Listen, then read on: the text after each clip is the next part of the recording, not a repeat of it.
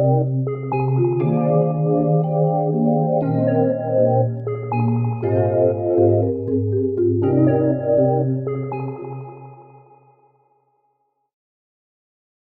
guys, and welcome to a new kind of Seed Butter upload.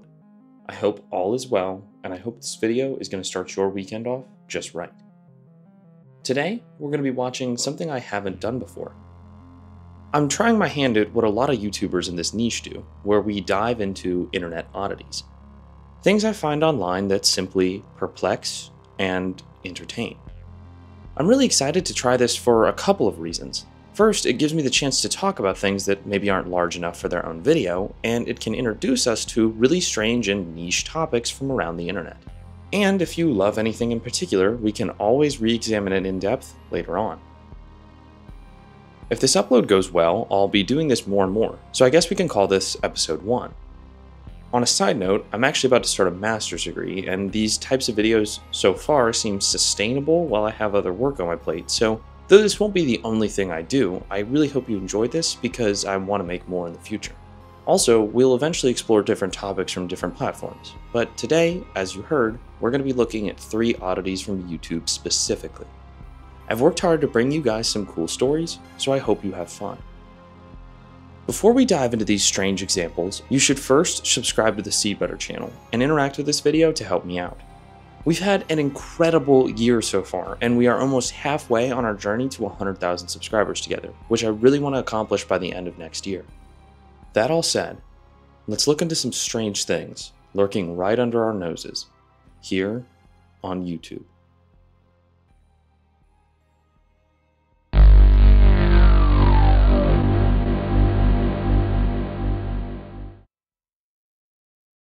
Around 2 months ago, a new figure popped onto the internet. A man known humbly and simply as Ian Foot.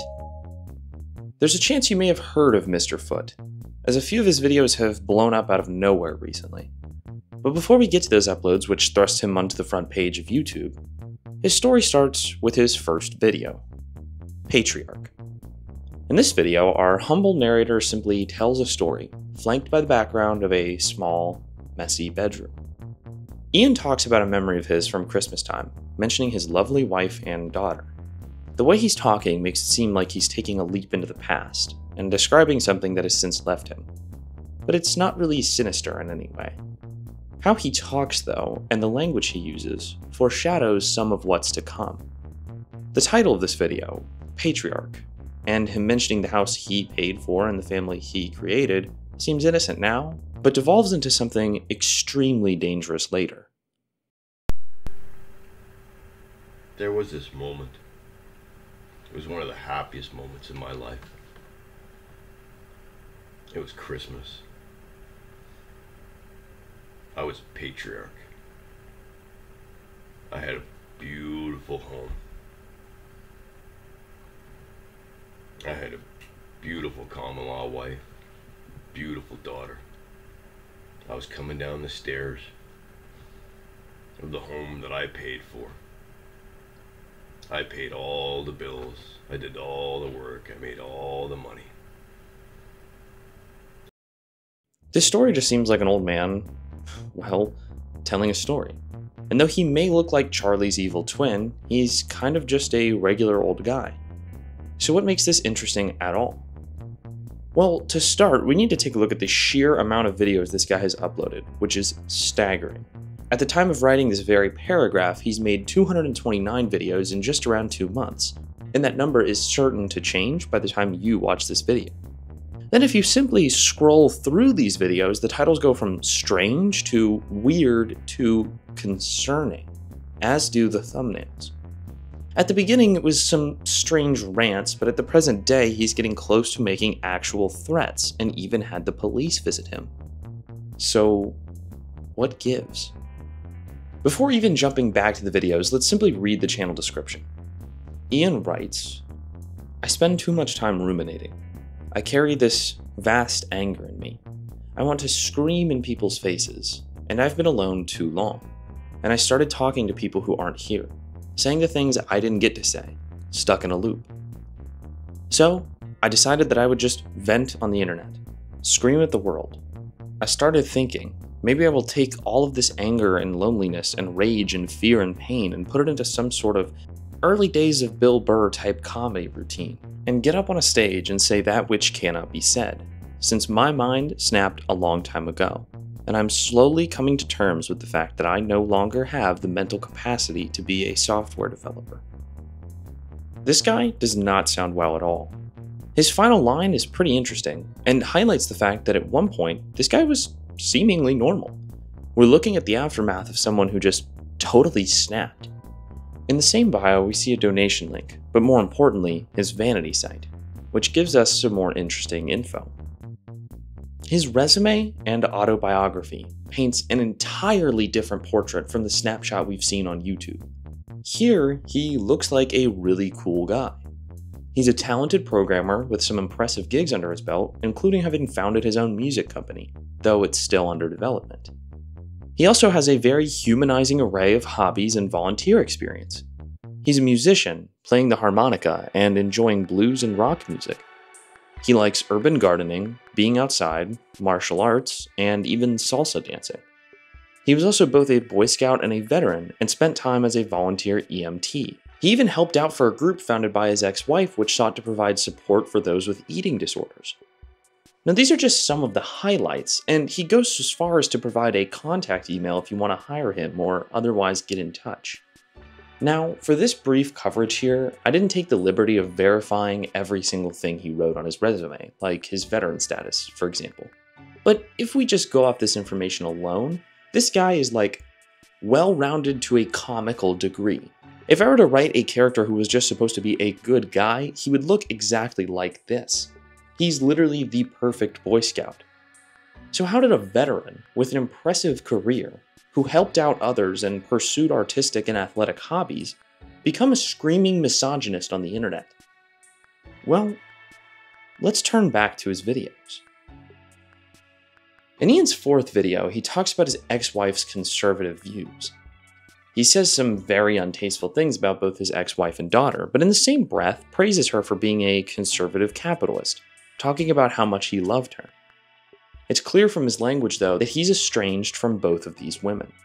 Going forward, we see videos where he talks negatively about his father, sister, and mother, showing that this guy has probably had it pretty rough for a while. He takes a brief second to give us his opinions on religion and other serious topics, which are so interesting that I'm going to just play some of them right here.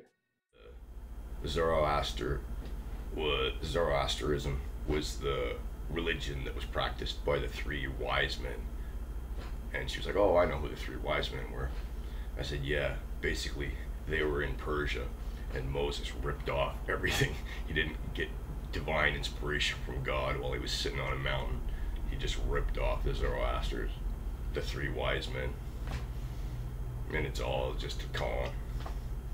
And she said, that's interesting, I'll look it up. Thank you.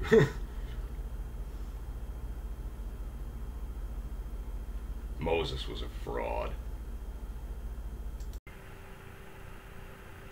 If you read the news, then you will know that Justin Trudeau is hated in Canada. He is hated in Canada. He is probably the most hated man in Canada. Can I tell you a secret? I voted for Stephen Harper. All you people that fucking hate Trudeau, I hold you responsible because you fucking elected him. You fucking elected him. I voted for Stephen Harper. And now you all hate him. Oh, he disappointed you. Fuck you. You fucking elected. Later on, in one of his longer videos, titled, "She Wanted to Hurt Me as Badly as She Possibly Could," we learn more about his unfortunate family situation. It's revealed that he's had more than one wife, and his first, or at least previous wife, took away his daughter. During a conversation he had with this woman, some super interesting information is revealed, which I'll just play right here. And she told me that she wanted to fix things, that she loved me, and she wanted to work things out, and she wanted to work together on this.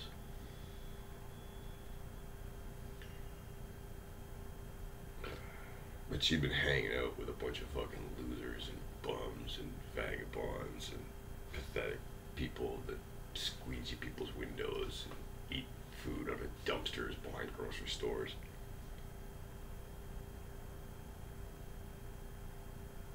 And they like sucked her into this weird cult thing. And she cheated on me with this fucking piece of shit. Now, losing a loved one to a cult can actually happen, and it's extremely traumatizing and difficult to work through. Watching a loved one fall victim to psychological tricks and obvious techniques of entrapment is terrifying. That is, of course, if this did happen the way he suggests, which is up in the air, to say the least.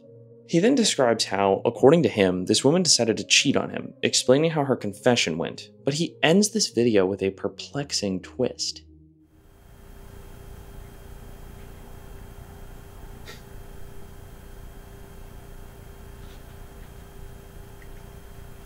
And by the time the sun came up, I was in jail.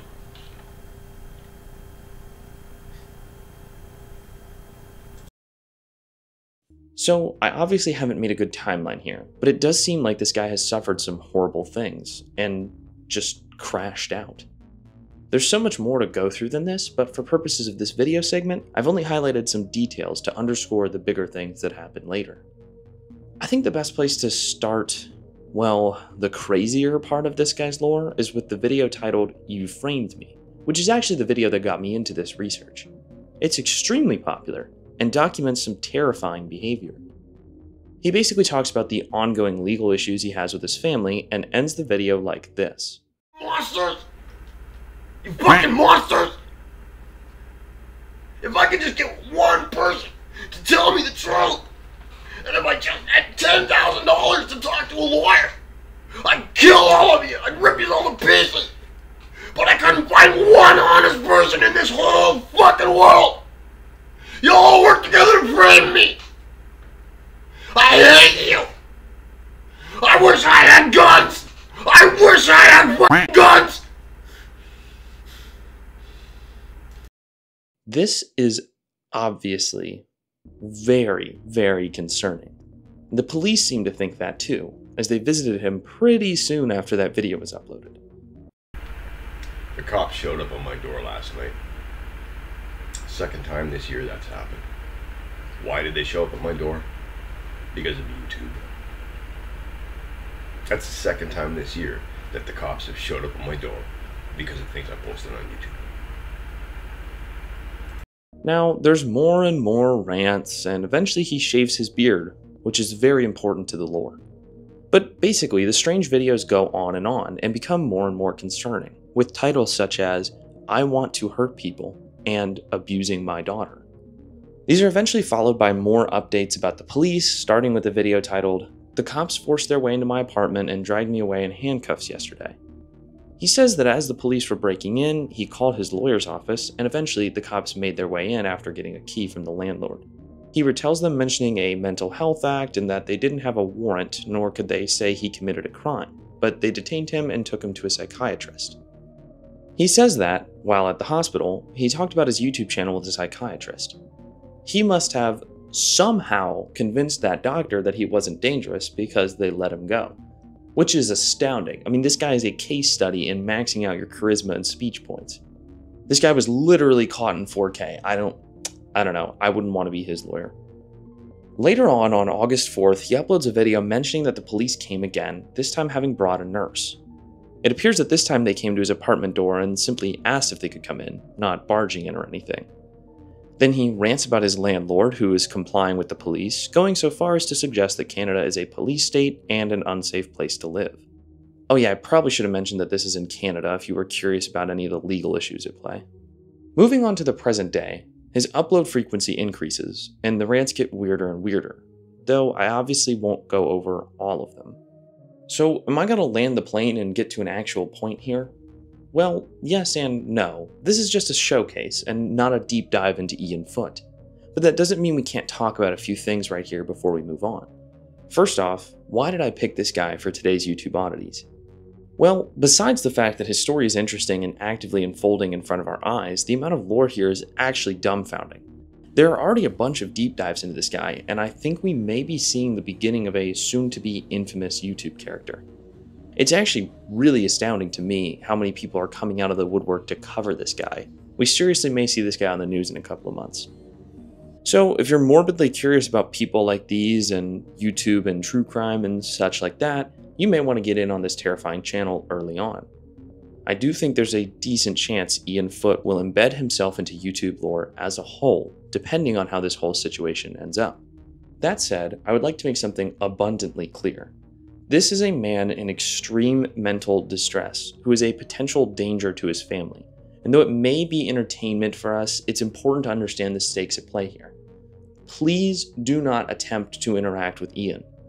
Lots of people are writing comments playing into his delusions, and he is responding to them. If you attempt to contact him or make jokes playing into what he's talking about, he may take them seriously, which could have disastrous consequences.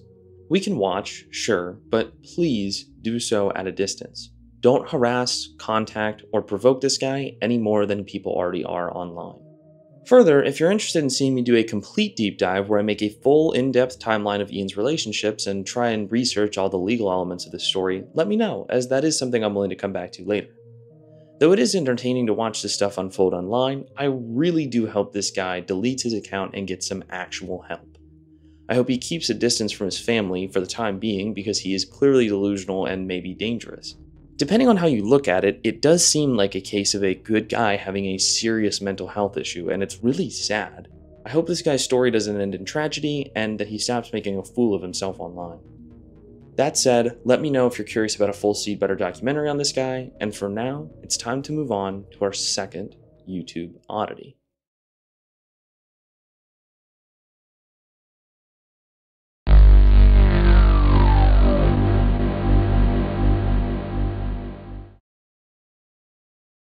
After covering something so serious with real-life implications, I wanted to talk about something funny, and maybe even release a little bit of a personal grudge. Though this story started long ago, it's actually connected to my very own channel. Why? Well, I'll soon explain. So, if you're a YouTube creator, there's a semi-frequent problem that you may run into when uploading content that you make. Every once in a while, I guess from my own experience like 1 out of 10 times give or take, scam companies try and lay claim to music that is very obviously in the public domain, or otherwise out of copyright. Companies like this one, for example, constantly claim music that people have created and graciously let into the public domain as a gift to the world. Some of these are large music repertoires that you pay into as a creator, and some are just random companies hoping that you won't fight them so they can make a quick buck off you, as a scammer. So what does that process look like? Well, I'll give you a quick glimpse into my side of things when this happens. As I upload a video, I'm notified that music I used, that I specifically sought out because it was free to use, is claimed on YouTube by someone who very obviously doesn't own it. I always Google this entity and usually find that other people have had the same problem with them. You can replace the music, which I sometimes do, or you can just dispute it. With disputes, YouTube kind of acts like an exasperated parent. They want both parties to solve the issue themselves before they step in. It's annoying, but it saves YouTube time and money, which is their ultimate goal. So, they allow you to file a claim, and then the party who claimed the music has 30 days to respond and let you use it. They can either release the claim or escalate the problem to a manual review from YouTube. They can also simply wait out the 30 days in an act of pettiness and not respond at all. This leads you winning in the end, but it does hold your revenue for 30 days. Now, if they escalate, the situation unfolds just like the parent who told you and your sibling to work it out yourselves. YouTube is mad and they raise the stakes. The loser can get a copyright strike on their channel, which is super serious for creators. For this reason, and in my experience, the entities that claim the music I use back down every time. They then release the claim knowing that they'll lose. But technically, they have 30 days to do this. Oh, and like I briefly mentioned, YouTube holds your revenue in escrow during this time, basically getting a 1-month interest-free loan on your revenue, preparing to give it all to the winner later.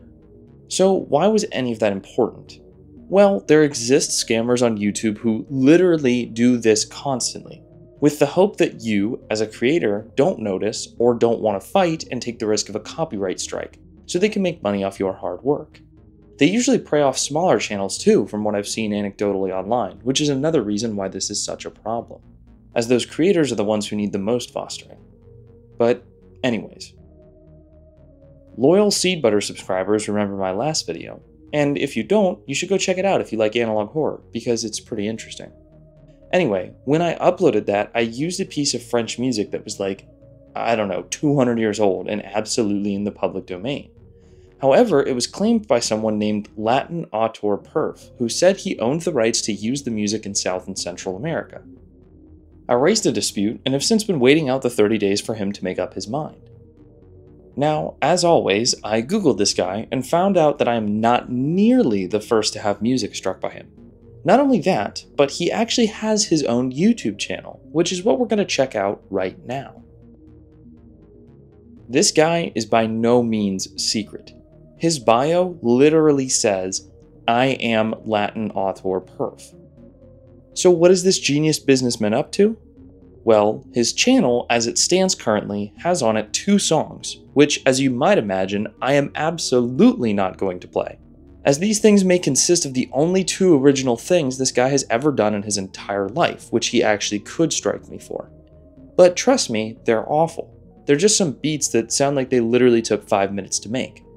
The comment sections of these videos are riddled with dozens of people asking, frequently politely, for him to take down copyright requests, where he literally just responds by plugging his website, which, by the way, does not exist currently. Not only that, but I've read an anecdote or 2 saying that if you do try and dispute this guy, he just sits on the claim for 30 days instead of dismissing it, leaving the creator demonetized during that time and making Mr. Perf literally nothing. So it's pretty clear that this guy is just doing it for attention. Even if he isn't making music anymore, or at least on his now defunct website, he's still making these copyright claims, and it looks like he's done it hundreds and hundreds of times. Some of his comments are absolutely hilarious. This guy has literally no shame. He's just plugging his awful website and awful music. Sadly, I couldn't find his website on the Wayback Machine because it wasn't archived, and we can glean from the comments that he has other music which also used to be on YouTube, but isn't anymore. This is very sad, as I would have loved to listen to such a great musician. One of his deleted videos is archived, and you might expect it to be a song, and I think maybe he might have made the background music for it, but it's literally just random footage of a European soccer camp. I really don't see the point in this. Following this footage is a guy's speech from what appears to be an event called EPF, or European Polymer Conference 2022. It's literally just convention footage. I cannot find the reason why, for the life of me, he would have uploaded this. If anything, this channel is just strange. As obnoxious as the copyright thing is, I can understand it. Yes, it's lame, but it's something that a rational actor would do. You want money? You scam people. I don't like it, but I get it. What I don't get is uploading footage of you removing your ingrown toenail. Yes, I watched this, so you guys have to as well. It's in the comments of this video where I think the funniest comment this guy has ever made is.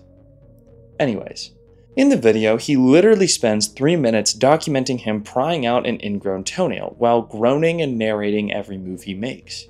Now, if this video captivated you as it did me, you need not worry, as he provided a much anticipated sequel 2 months later, titled Latin Autor Perf's Nail Extraction.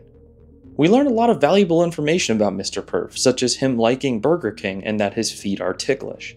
And throughout the video, we actually learned that it was a pretty happy ending for our bright little musician, as he ended up getting his toenail fixed and was relieved at the end. There's much more great content from this guy, like some gameplay clips and his stance on the company Meta, which was very well researched and thorough. If I've ever showcased a channel that deserved a sub, it was obviously this one. Mr. Perf, if you are watching, please know that I'm dying for an update to the ingrown toenail saga. How are you doing now? I'm sorry that I wouldn't let you monetize the 200-year-old French symphony that I used in an analog horror video in South and Central America. I'm sure you needed that money for important things, and I just hope that you're doing well.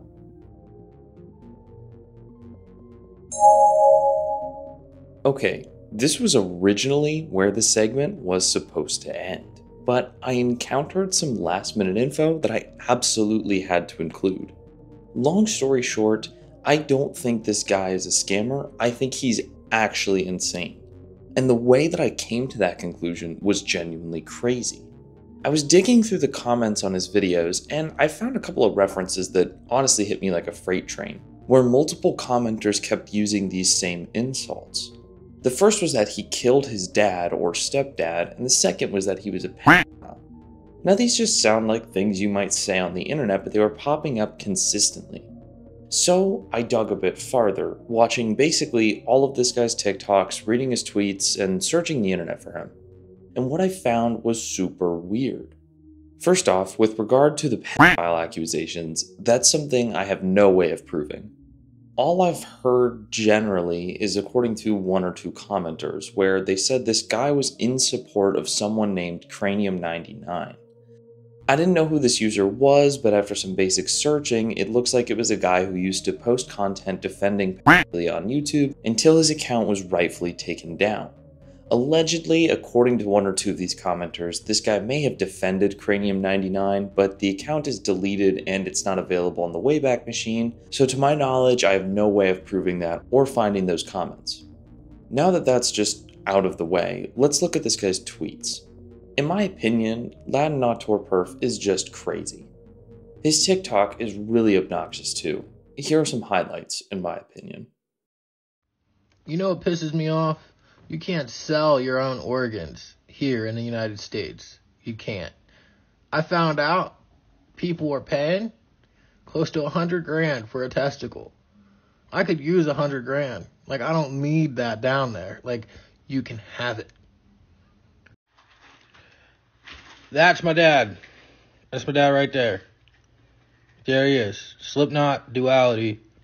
Why he's there, check the licensing rights on YouTube. Like, that's my dad. Here's my dad's driver's license. Focus, focus, focus. It's like, typically, when a child starts acting out and then their parent shows up, they step in line. And then now you guys want to start punching women in the face. What makes you think the National Guard's going to leave now? But when going through his social media, something finally clicked in me. I think this guy genuinely believes he owns the songs he's copyright striking. There's a TikTok he made where he's actually demanding compensation from singers like Miley Cyrus and Taylor Swift, because he thinks, at least in part, he owns their music. So I'm Latin Auteur Perf. I've never been compensated for Taylor Swift's Anti-Hero, Miley Cyrus's River, Miley Cyrus's, Flowers. River I didn't even know came out. I knew of the other two coming out. In 2022, I wrote those lyrics, sent them to Kendall Jenner in April, May. So on September 29th, I was in a car accident. I got this big scar. So I honestly completely forgot about the whole situation of writing and sending it to Kendall in April, May. And that's also why I don't fully remember if it was April or May. But I do, in fact, remember writing the lyrics in a letter to Kendall Jenner.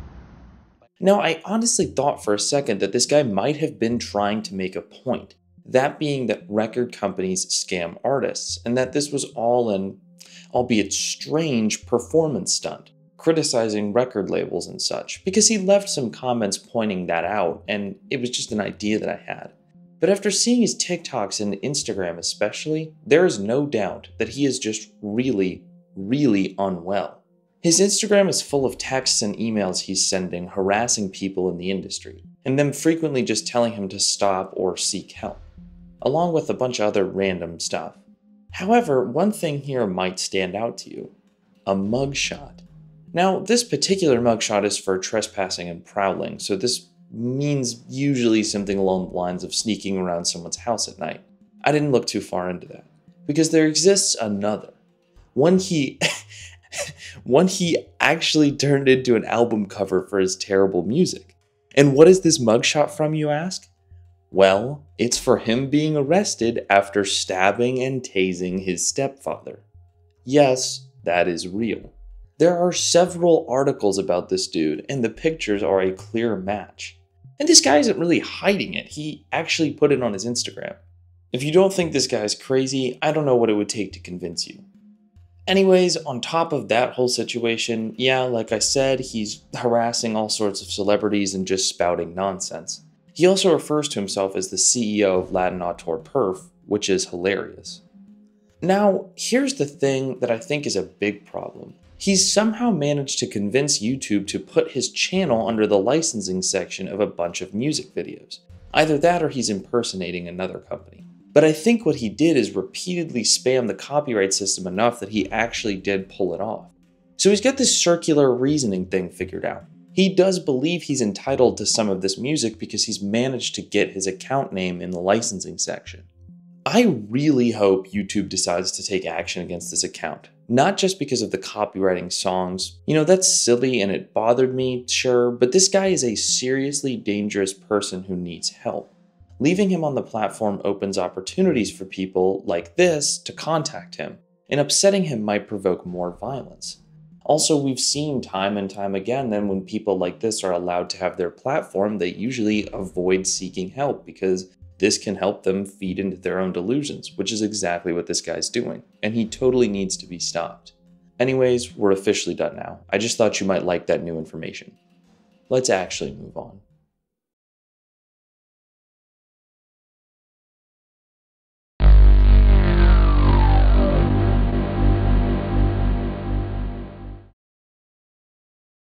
We're going to raise the stakes a little bit for this final oddity that we're covering today. I present to you guys what is either a genuine clue for a conspiracy theory regarding one of the most course-changing events in American history, or simply an extremely well-researched troll, all of which unfolded on our very own platform right here. I believe this Reddit post right here is what introduced me to this whole thing, though I'm not 100% sure, as it was a while ago. Regardless, it pointed me to this channel. On February 24th of 2022, a YouTuber going by the channel name Kevin Wesley uploaded a video he took from a ferry in New York City which shows the events of 9/11 unfolding. This was interesting for a few reasons. The main thing is that new footage of 9/11 doesn't surface that often. When it happens, this usually breaks the news because it's rare that we find footage of it out of the blue, especially good footage, as the tapes that were used to record video back then can wear down a lot. So if people managed to film the planes hitting the towers and just left those tapes in a box somewhere, it's very likely that they would have broken down before we had the chance to see it. Then of course you have the difficulty in digitizing and uploading these tapes, so it's just not a super common thing. This video though, however, is an extremely clear angle. Now this whole thing gets strange. The super long description of this video is the first puzzling thing. The very first thing Wesley says here is that he posted this video in the 2000s but left the footage private on accident. Now, I'm not even sure if private uploads were possible in the early days of YouTube. Maybe one of you guys can answer that for me. But even if it was, it seems strange that you'd accidentally leave footage on private mode, especially footage like that. Now we'll come back to this later and I'll explain why that explanation doesn't make sense in a little bit more detail. He explains that the reason he changed it was because he went on a scout trip to Shiloh, a Civil War battleground, so probably acting as a volunteer leader for his son or something. He wanted to use this video as background footage while he gave a sermon, so he went back to his channel and then discovered the issue. He fixed the video and put the sermon that he wrote in the video description. It's a sermon reflecting on his time as a combat veteran and seeing 9/11. I'll read it, but it is lengthy, so if you prefer to just read it yourself and then skip to this timestamp, you may. Here's the message notes for the sermon I wrote. I am an engineer, not a pastor, so don't expect this message to be awesome. As a combat veteran, when they spoke of going to Shiloh, the last place I wanted to visit was a battlefield. However, I could tell it meant a lot to the adults planning the trip. As we were packing to leave up the house, it was a struggle. For you, this is a visit with history. For me, this is a return to hell. As I prayed about what to share, I decided I would share this struggle from my own personal devotion. Sermon notes below. Read 1 Chronicles chapter 2 verse 7 through 10. When I became a Christian in the early 90s, I read through the Bible. I focused on military verses as a young officer. What does this mean? God asked David to fight these wars. Why was he punishing him? My journey to find the meaning of this passage is painful, but I would like to share it with you. I had a tough flight test job. It was dangerous, with test crew often lost vacation to relax. Go to NYC. See the shows. In an instant, I saw 2,763 die, 25,000 injured. Comparison: Shiloh, 3,500 dead, 16,500 injured over 2 days. As I was caught in the dust cloud of the collapse, I remember seeing a picture of a child about your age, from a desk of their mom and dad, and wondering if now orphaned. This is what I thought would be the worst time of my life. Little did I know this was the first day of what will become about a year in various combat zones around the world.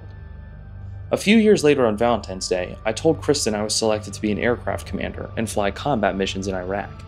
I was leaving for training in 2 weeks and then flying out on her birthday in May. When I flew the rotator into Iraq, the guy that sat next to me died in a mortar attack the next day. That was my welcome to Iraq. I then worked about 3 months straight from 6 p.m. to 6 a.m., landing and flying combat missions. Here are some samples of my days. Walking the mile to work over 135-degree tarmac one day, one of my squadron mates was waving for me. I couldn't hear the shell warning siren over the F-16's taxing. I saw him hit the deck and did too. Some days, my sleep was interrupted by incoming mortar fire. With one time gravel spraying against my tent woke me up. As one of the officers, I would often draw funeral detail. As they wheeled the coffins in or out of the aircraft, I would wonder, did they have a wife? Kids? Had their parents been notified yet? Day after day was all the same, except on Sunday. I would go to chapel before reporting for duty. It would be a respite from the hell outside the chapel tent, worshiping God. We were fortunate enough to have a couple philosophers in our unit. One of them asked during scouting Sunday why I was smiling. I told him that it was because I could leave my worries outside. He told me, leave it hung up on a tree and then pick it back up where you leave, and some of them have blown away. It reminded me of that chapel tent in Iraq where the love of Christ brings joy to my heart. Even after experiencing combat, I did not understand 1 Corinthians. Several years later, I was reading the last Harry Potter novel, and God used the following passage to make the light bulb go off. Extract from passage. Snape raised his eyebrows, and his tone was sardonic as he asked, "Are you intending to let him kill you?" "Certainly not. You must kill me." There was a long silence, broken only by an odd clicking noise.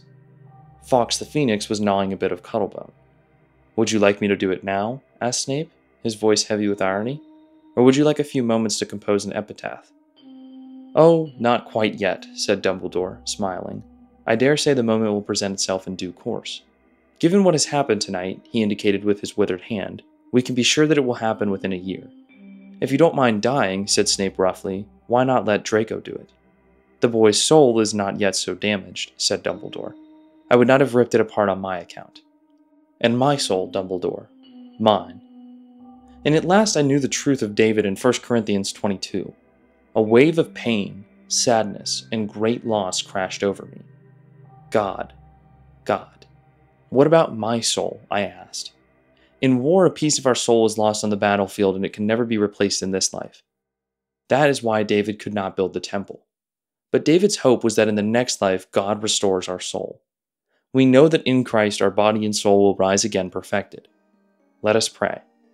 God, we pray for those some 3,000 that died on these fields as their lifeblood flowed out. Also, we pray for those 100,000 who spilled that lifeblood and left peace in their soul on this battlefield. Amen.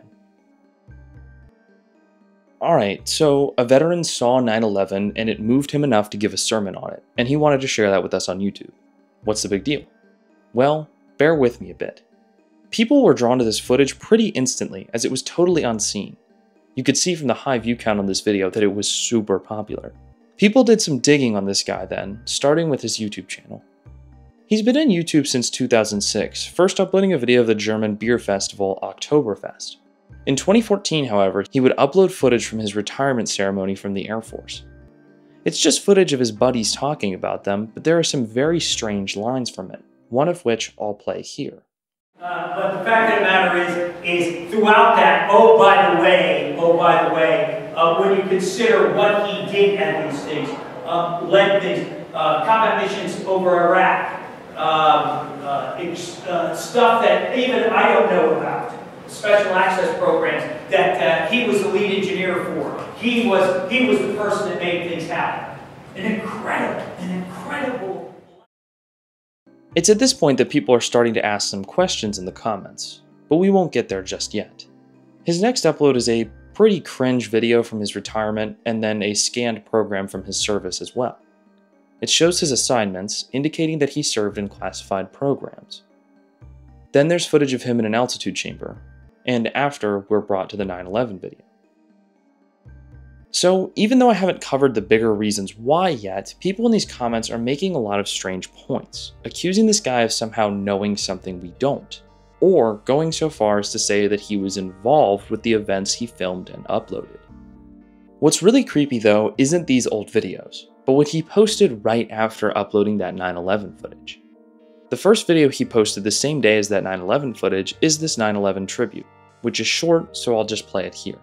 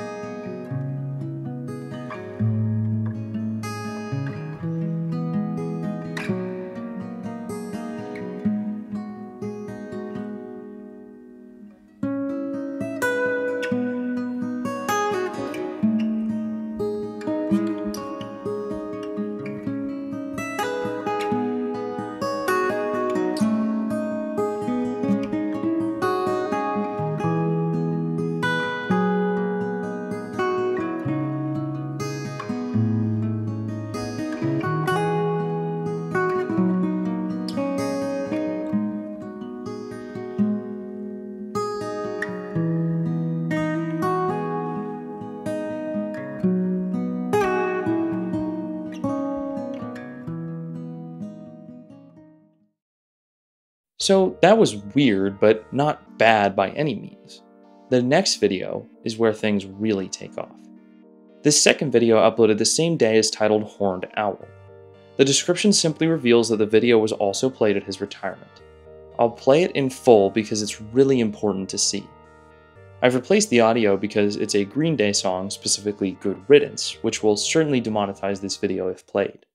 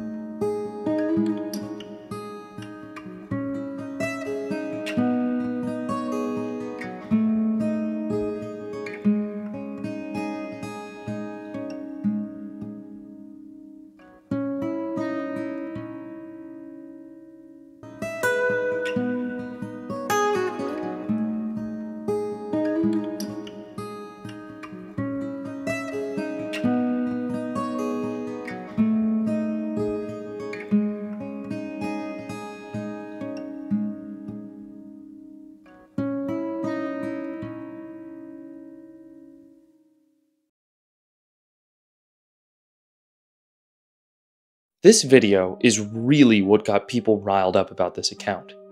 Without taking any position on this situation because there just isn't enough information, I'll reveal what little things have added up and what people in the comments are talking about. To begin, Horned Owl refers to two projects from the Intelligence Advanced Research Projects activity, an organization under the broader umbrella of American intelligence gathering. Second, horned owls are infamously associated with the Bohemian Grove, and they're not native to Iraq by any means. There's no way this footage was taken in Iraq when he was over there. So why are these photos in his retirement ceremony video? This is such a weird inclusion that it has to be a conspiracy theory dog whistle. People also found his LinkedIn, which showed him having worked for the DoD, Air Force, and Boeing, acting in high positions in all of these organizations. So let me basically lay out what these commenters are concerned with.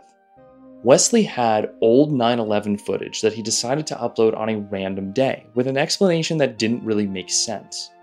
Why would you upload two new videos on the exact day you, quote-unquote, accidentally took one from private to public, if you really did just stumble back upon it? You obviously had to plan for the new videos to be uploaded, so the idea that you just up and unprivated this video after years doesn't exactly make sense. Wesley was part of an upper echelon of various aviation and government organizations and worked on classified Air Force projects. Make of that what you will. His final upload is begging to be connected with conspiracies with its inclusion of a picture of a horned owl, which is unrelated to his service in Iraq. Something interesting is that Wesley actually responded to someone on LinkedIn, giving an indication that he's at least aware that some people have these conspiracy theories about him, but seems generally indifferent towards it, which I think is pretty interesting.